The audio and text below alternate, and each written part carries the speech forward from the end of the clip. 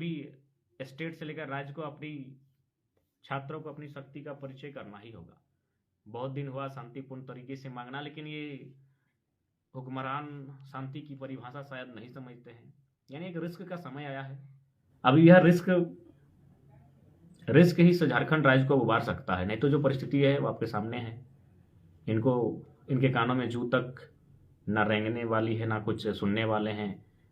ये लगातार ऐसी पॉलिसियां लेकर आ रहे हैं जो इस राज्य को बेकार करेगी, इस राज्य की जो भी कुछ बची खुची आस है उसे खत्म कर देगी।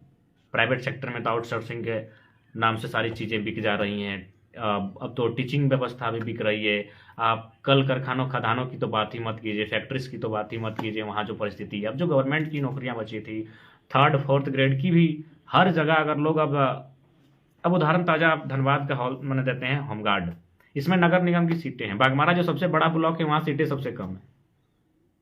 नगर निगम जानते हैं कि नगर निगम का क्या कंडीशन है? नगर निगम तो आज यहाँ के जो छात्र हैं वो अब हवलदार और मैंने होमगार्ड बनने के भी योग्य नहीं रहेंगे। और अन्य राज्यों के लोग यहाँ वैकेंसियों में आएंगे वो बड़ी बात नहीं है। नौकरी करने आते हैं 10% 15% चले जाते हैं। हमारे लोग भी कुछ बिहार में कुछ उड़ीसा में शायद, खैर वो तो सेंट्रल जो भी है वहाँ नौकरियां करते हैं यानी वहाँ रहते हैं, लेकिन फाइनली जब नौकरी उनका खत्म होता है वो घर आ जाते हैं। लेकिन यहाँ झारखंड में आने के बाद कोई जाएगा नहीं। तब क्या होगा?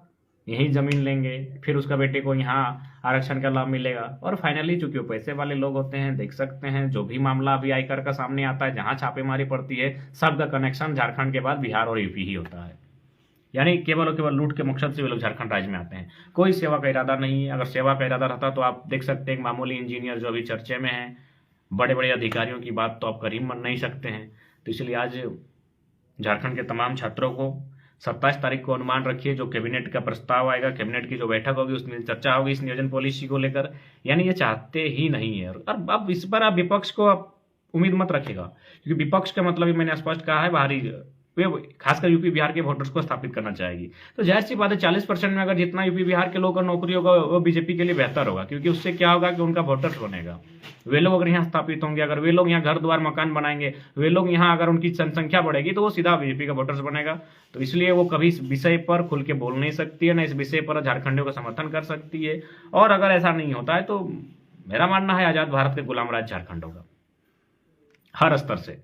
क्योंकि इसका देखिए कभी कभी दूर की भी सोचनी पड़ती है। आज भले बहुत सारे छात्र ऐसे होंगे जो सोच रहे होंगे नहीं किसी तरह वैकेंसी आई, हम लोग को फॉर्म भर के निकल जाना है, लेकिन आपको दूर की इसलिए सोचना होगा कि आने वाले दिन क्या होगा कि नौकरियां तो हमारे पास रहेंगी नहीं। जब नौकरियां हमारे पास नहीं रहेंगी तो आप कम से कम, जो मैं धनबाद का उदाहरण देता हूं, धनबाद में एक समय बाहर के जो लोग हैं उनका दबदबा था धनबाद और झरिया में। यानी धनबाद झरिया में, चूंकि धनबाद आपका टाउन था, धनबाद हमारा मुख्यालय था, इसीलिए धनबाद में बाहर के लोग बसे। और झरिया चूंकि कोल ब्लॉक्स थे तो झरिया में आके लोग वहां बसे।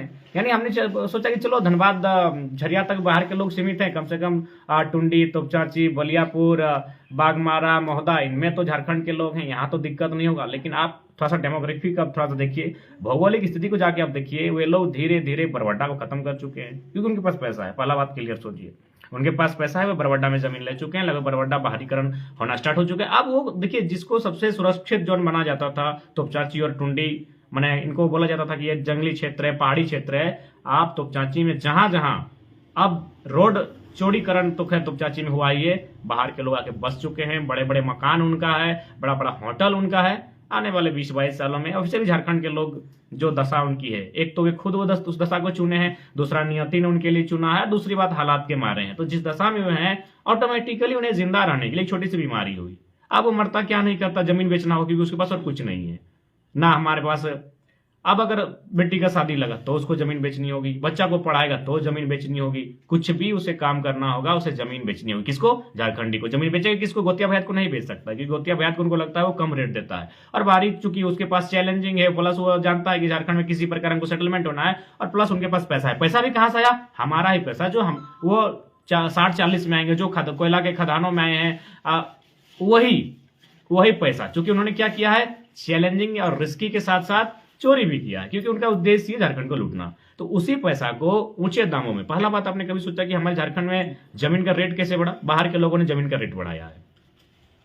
तो इसलिए आप आज इस नियोजन पॉलिसी के साथ साथ आने वाले 20 सालों के झारखंड के भविष्य को भी देख सकते हैं। अगर आप नहीं देख पा रहे हैं तो आप जो भी जहां जहां इंडस्ट्रियल बेल्ट है, जहां जहां कोल ब्लॉक्स है और जहां जहां थोड़ा सा मैंने सड़क चौड़ीकरण हुआ है, आप उन क्षेत्रों में जाके सर्वे कर लीजिए। वहां आपको देखने को मिलेगा कि अन्य राज्यों के लोग अस्पष्ट शब्दों में प्रवासी लोग आके भर चुके हैं। और ये ऐसा नहीं, वे लोग हमारे विचारों से असहमत हैं, वे लोग हमसे असहमत हैं, हमारी संस्कृति से असहमत हैं, वे लोग हमारे रहन सहन से असहमत हैं, वे लोग हमें मानते ही नहीं है। तो भाई ऐसे लोग इस राज्य में स्थापित होते होते जाएंगे धीरे धीरे, तो जैसी बात इस राज्य की नैया डगमग होगी। तो इसलिए आज 60-40 का पुरजोर विरोध किया जाए। अगर 60-40 का विरोध नहीं होता है तो 50-50 नौकरियां बढ़ जाएंगी। ऐसा पूरे भारतवर्ष में कहीं नहीं है। हर जगह जो भी नौकरियां हैं वह उस राज्य के निवासी के लिए है। सेंट्रल नौकरियां थोड़ी है, स्टेट की नौकरियां खासकर जो सी और डी का है उसमें तो 90-95% है। यहाँ तो झारखंड लेवल की जो ए और बी यानी फर्स्ट ग्रेड और सेकंड ग्रेड की भी जो नौकरियां होनी चाहिए वो भी कम से कम 75% झारखंडियों को ही रिजर्व होनी चाहिए। डीएसपी से लेकर मैंने एसडीओ तक की जो पोस्ट बनकर आएंगे जो झारखंडी इम्तहान से, वो उनके लिए रिजर्व होना चाहिए। अगर ऐसा नहीं होता है तो फिर इन फ्यूचर जो आप वही भुखमरी, वही कंगाली, वही गरीबी, वही दुर्दशा झारखंड का नियति होगा। और इसलिए अच्छा है कि नियति को क्यों एक्सेप्ट करें, नियति को बदलने के लिए एक बार फिर से आंदोलन, एक उग्र आंदोलन किया जाए, एक ऐसा आंदोलन किया जाए जिससे कि इस राज्य के हुक्मरान को ढोलना पड़े, छात्रों को अपनी ताकत। और ये कुल मिलाकर चूंकि ये लड़ाई छात्रों से ही आगाज हुई थी और जब जब आंदोलन की जरूरत पड़ रही है छात्र मुद्दे को ही लेकर आंदोलन हो रहा है। ये मुद्दा पूर्ण छात्रों के लिए 60-40, अब ये डिपेंड छात्रों पर है। ये पूरे राज्य के छात्र किस प्रकार इसे देखते हैं, किस नजरिए से इस 60-40 की पॉलिसी को देखते हैं। और साथ ही और एक संदेश ये देना चाहेंगे कि पारसनाथ को थोड़ा सा सेव किया जाए। किससे सेव किया जाए? जो लोग पारसनाथ में अपना दावा कर रहे थे उनसे भी सेव किया जाए, क्योंकि सुनने में आया था निमिया घाट क्षेत्र के कुछ साथी पारसनाथ को आग लगी थी, उसको बुताने के लिए चढ़े थे, तो सीआरपीएफ ने सीधे मना किया कि हम लोग को सीधे गोली मारने का आदेश है। यानी आप समझ सकते हैं कि किस प्रकार लोगों का कॉपरेट है पारसनाथ को जलने के लिए। पारसनाथ जलने में लोगों की कैसी भूमिका है समझ सकते हैं। अभी फोन आया था निमिया घाट क्षेत्र के साथियों का कि पारसनाथ में आग लगा था, हम लोग सोचे कि चढ़ के बचाएंगे, तो मधुपुर के पिकेट्स के सामने जो सीआरपीएफ के जवान है उन्होंने कहा कि पहाड़ पे चढ़ोगे हमें गोली मारने का सख्त आदेश थे। तो ठीक है, हम लोग नहीं चढ़ेंगे, आप ही आग बुताइए, या फिर उन समुदाय को कहिए जिनका करोड़ों का व्यापार चलता है पारसनाथ पहाड़ में कि आग को बुताए, क्योंकि उस आग से भी लाखों जीवों की हत्या होती है। क्या वो हिंसा में नहीं आता है? उनसे कही जाए, बिल्कुल नहीं जाएंगे। हम लोग क्या जाएंगे? हम लोग भी इसे पढ़ने वाले छात्र हैं, हमारे संगठन में जितने नौजवान से पढ़ने वाले छात्र हैं। आग बुताने का आप लोग खुद उठाइए। आखिर आप लोग क्यों बने हैं? जंगलों की निगरानी केवल अमीरों की गुलामी करने के लिए तो नहीं बने हैं कि उनके इशारे पर लकड़ियां बेचना है, उनके इशारे पर पत्थरों को बेचना है। आप तो देख सकते हैं गढ़वाल के लिए पारसनाथ से पत्थर उखाड़ के लेके जा रहे हैं, जिससे वो पहाड़ के अस्तित्व पर संकट होगा। तो कुल मिलाकर झारखंड कहीं सुरक्षित नहीं है। जल जमीन जंगल कहीं कुछ भी सुरक्षित नहीं है, पारसनाथ का पहाड़ सुरक्षित नहीं है। और आप देख सकते हैं, तो इसलिए आज झारखंड जिस अवस्था में है, इस अवस्था में बस उलगुलान। और यहाँ बारी है नौजवानों को अपने तेवर को, रुख को बदलने की। बहुत हुआ। और जहां देखिए रामगढ़ उपचुनाव 1.5 साल का उपचुनाव है, इसमें पक्ष और विपक्ष रामगढ़ की जनता तय करेगी। और अगर हम लोग को कुछ करना ही रहेगा डायरेक्ट या इनडायरेक्ट, तो सीधा 2024 को ध्यान में रखिए। बाकी किसी भी मान के चलिए बहुत सारे उपचुनाव हुए, इससे पहले भी मांडर में हुआ था, तो उस समय भी आंदोलन के बीच ही मांडर का उपचुनाव हुआ था। उसमें जब हम लोगों ने हस्तक्षेप नहीं किया था, तो प्रयास रहेगा रामगढ़ के भी उपचुनाव में रामगढ़ की जनता। और उम्मीद होना चाहिए कि जो भी पॉलिटिकल पार्टियां रूल की हैं उन्होंने कहीं ना कहीं पक्ष रहे विपक्ष है, रामगढ़ अंतर्गत आता है। और विधानसभा शायद बड़का गांव आता है। तो कल नहीं परसों 25 तारीख को। जोहार, जय झारखंड।